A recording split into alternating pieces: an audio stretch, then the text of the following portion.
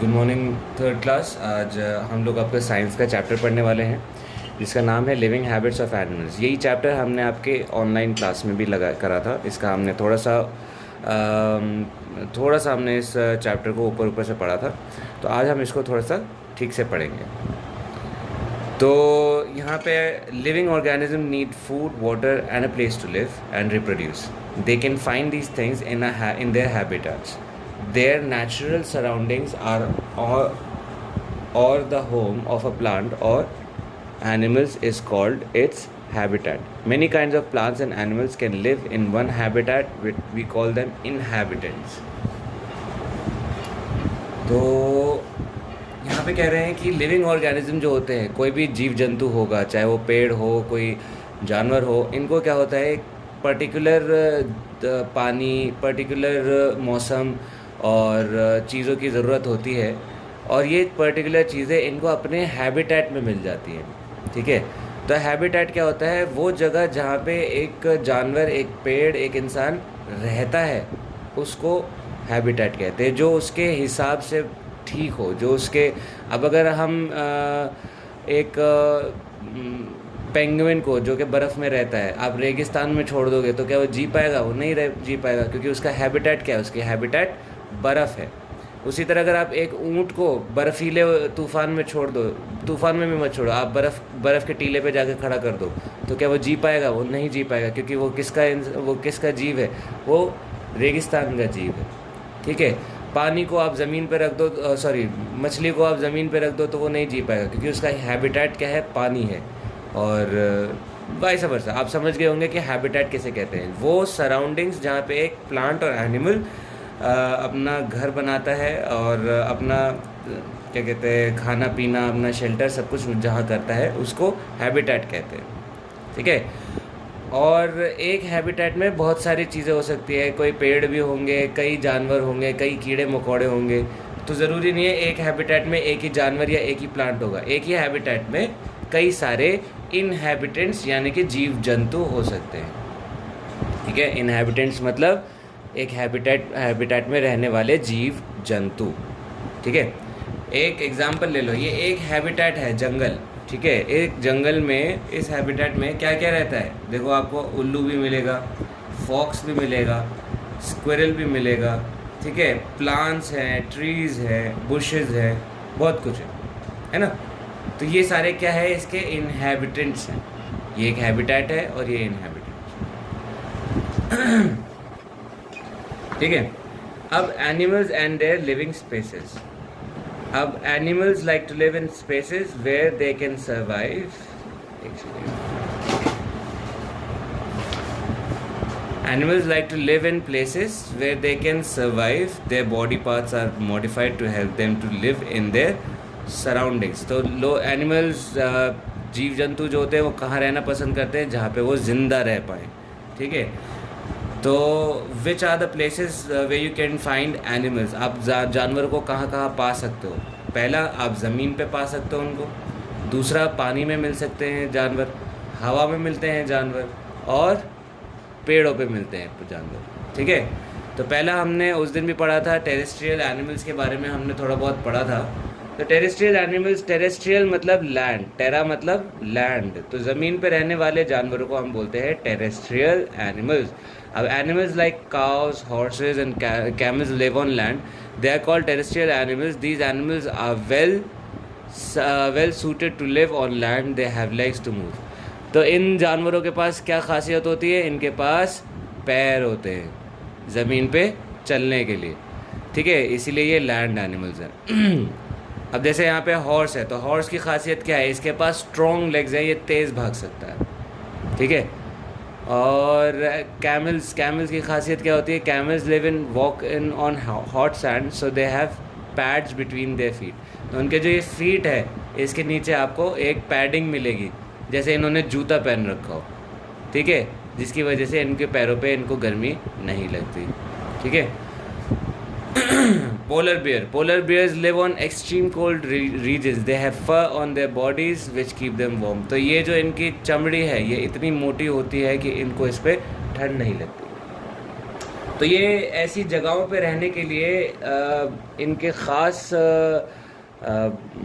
मतलब इनका ख़ास कैरेक्टरिस्टिक्स बनाए हैं ऊपर वाले ने, ठीक है, जिसकी वजह से ये टेरेस्ट्रियल एनिमल्स बन पाए हैं, ठीक है। हॉर्सेस को भागने के लिए स्ट्रॉन्ग लेग्स दिए हैं, रेगिस्तान में रहने के लिए कैमल्स को पैडेड फीट दिए हैं, और पोलर बियर्स को बर्फीले उसमें रहने के लिए मोटी चमड़ी दी है, ठीक है। तो इससे क्या है कि ये जो है आपके पर्टिकुलर अपनी अपनी जगहों पे रहने में सक्षम रहते हैं। अब ये हो गए एनिमल्स जो ज़मीन पे मिलते हैं। अब कुछ एनिमल्स जो पानी में मिलते हैं, पानी को हम इंग्लिश में बोलते हैं एक्वा, और इन एनिमल्स को हम बोलते हैं एक्वेटिक एनिमल्स। तो एनिमल्स जो पानी में मिलते हैं उनको एक्वेटिक एनिमल्स कहते हैं। फ़िश हो गई, वेल हो गई, टर्टल्स हो गए, ये सारे जो है आपके एक्वेटिक एनिमल्स होते हैं। और यहाँ पे बस एक फ़न फैक्ट दिया हुआ है कि सबसे पॉइजनस, सबसे जहरीली फ़िश, पॉइजनस मतलब जहरीली फ़िश कौन सी है? Puffer fish. ये आपकी लिखी है, puffer fish is the most poisonous fish.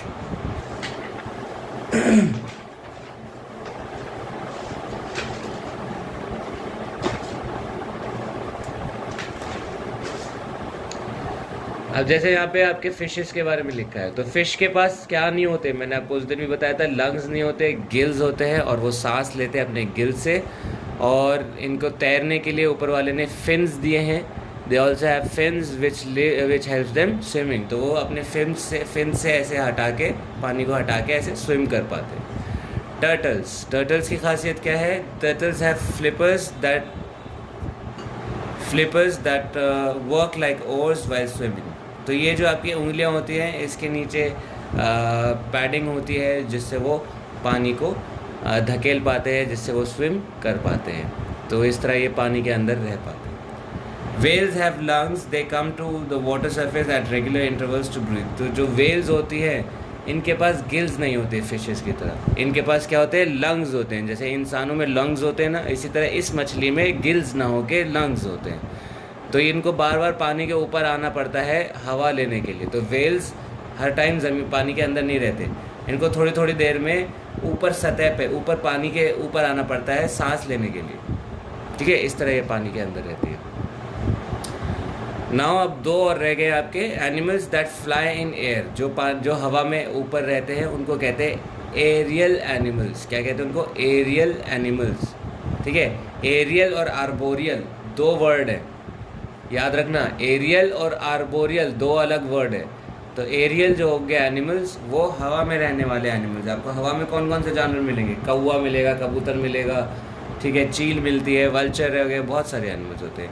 तो animals that fly in air are called aerial animals. Birds, many insects and bats are aerial animals, they have wings to fly. तो इनका एक simple सा characteristics होता है aerial animals का, कि उनके पास पंख होते हैं। कोई भी आपका एनिमल जो आपको हवा में मिलेगा, उनके पास क्या होंगे? पंख होंगे, ठीक है। तो they have wings to fly, ठीक है। एक वही वजह है जिसकी वजह से वो हवा में उड़ रहे हैं।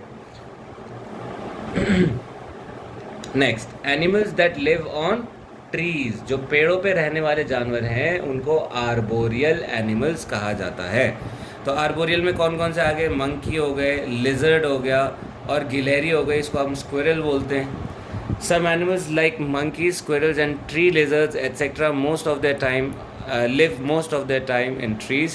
They are called arboreal animals. ये जो जानवर होते हैं, ये तीनों जानवर एग्जाम्पल दिए हैं, ये ज़्यादातर अपने पेड़ों पे ही रहते हैं, और इसीलिए इनको आर्बोरियल एनिमल कहते हैं। अच्छा, इनकी खासियत क्या होती है? They have long tails, the tail help them to keep balance on the trees. They also have claws to grip branches of the tree. तो इसमें इनकी खासियत क्या होती है कि ये पेड़ों पे कैसे रह पाते हैं?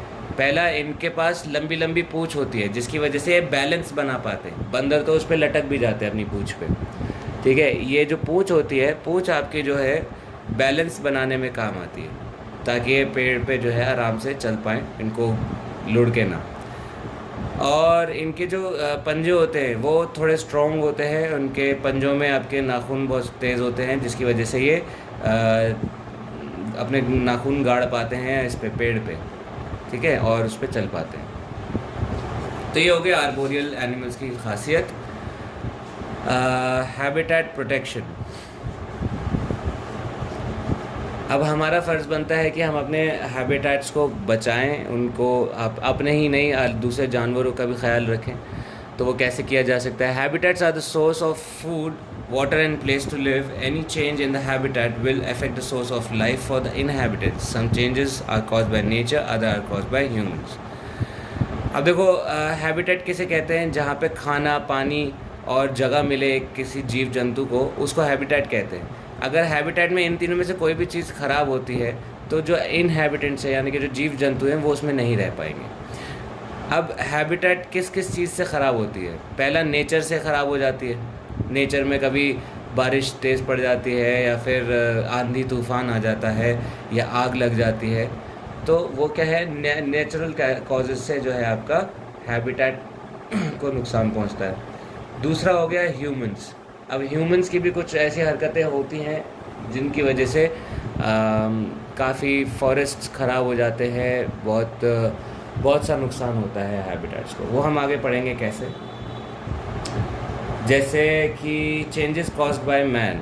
अब नेचुरल तो आपने जानते ही हो कि कभी आग लग जाती है, कभी आंधी तूफ़ान आ जाता है, कभी अर्थक्वेक आ जाता है, जिसकी वजह से सारा तहस नहस हो जाता है। तो इन चीज़ों की वजह से कुछ जानवरों के हैबिटेट ख़राब हो जाते हैं। अब ह्यूमंस की क्या गलती रहती है, वो हम आज पढ़ेंगे। Cutting of trees to use the wood in the industry to build more houses. तो हम जो है पेड़ को काट काट के अपने घर बना रहे हैं, लेकिन हम किसके घर तोड़ रहे हैं? जानवरों के, जीव जंतुओं के घर तोड़ रहे हैं। Dumping waste from factories in water on land. जो हमारे घर का कूड़ा करकट होता है वो हम कहाँ फेंकते हैं? जहाँ जगह मिलती है, जहाँ ज़मीन पे आपने देखोगे गाज़ियाबाद में पूरा पहाड़ बना हुआ है, उसका कचरे का पहाड़ है। हमारे दिल्ली में एक नहीं है, 5, 6, 7 है। और जो बाकी का वेस्ट होता है वो हम पानी में, यमुना में फेंक देंगे, या कोई आसपास का रिवर होगा उसमें फेंक देंगे। ठीक है, तो ये सब चीज़ें से क्या होता है? पानी और ज़मीन गंदी हो रही है। Oil trailer accidents. कभी जैसे हमारी जो शिप्स आते हैं, जो जहाज़ आते हैं, जो पानी में चलने वाले शिप्स होते हैं, उसमें ऑयल आता है। अभी कभी वो किसी पत्थर से टकरा के या किसी मिस हैपनिंग से वो अगर पानी में डूब जाता है, तो उस शिप में जितना भी तेल होगा वो पूरा समुंदर में फैल जाता है, और समुंदर में फैलने से जितने भी उसमें रहने वाले जीव जंतु हैं वो सब मर जाते हैं। तो ये एक वजह होती है। When we bring changes in habitat, we cause the animals to die or look for a different place to live. This decrease or increase the number of inhabitants. तो इसकी वजह से क्या होता है, जब ये जो चीज़ें मैंने आपको बताई है, इनकी वजह से क्या होता है, जो एनिमल्स और प्लांट्स होते हैं उनका हैबिटेट ख़राब होने लगता है। ठीक है, जब पेड़ काट दोगे उनके पास रहने के लिए जगह नहीं बचेगी।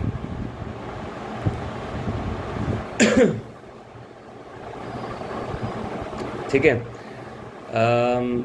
तो ये कुछ वजह है जिसकी वजह से इंसानों ने दूसरे जानवरों का हैबिटेट ख़राब किया है। What can we do to protect our habitat? हम लोग क्या क्या कर सकते हैं अपना हैबिटेट को बचाने के लिए? हम लोग ज़्यादा से ज़्यादा ट्रीज़ लगा सकते हैं, पेड़ लगा सकते हैं। ठीक है, और हम लोग try to keep the surroundings and water bodies clean. हम अपने आसपास की ज़मीन को, पानी को साफ़ रखने की कोशिश कर सकते हैं। कभी आप बाहर घूमने जाओ तो हाथ में चिप्स हों तो चिप्स को आप ना पानी में फेंको ना ज़मीन पे फेंको। ठीक है, तो ये छोटी छोटी चीज़ें हैं जो आप अपने नेचर के लिए कर सकते हो।